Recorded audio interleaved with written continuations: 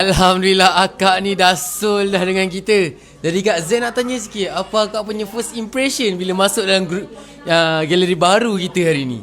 Teruja lah. Teruja semua cantik. Subhanallah, cantik sangat. Sebab memang hari-hari duk tengok kat Facebook kan. So memang impian saya mai daripada Penang sejauh ni hanya untuk beli impian design. Masya Allah, terima kasih banyak sebab support kita Kak. Jadi kita ada sikit pemberian daripada Puan Dian kita, special untuk siapa yang walk in hari ni. Tadi dah dapat pergi frame, ni dapat lagi. Alhamdulillah, rezeki tak salah alamat orang kata. Jadi Kak, macam mana dengan servis kat sini Kak? Servis terbaik. Servis terbaik. Dia orang explain kat kita ayat apa, jenis apa, kualiti semualah. So berpuas hati sangat dengan servis hari ni. Terima kasih Dian. Jadi berpuas hati walaupun datang dari jauh, berbaloi.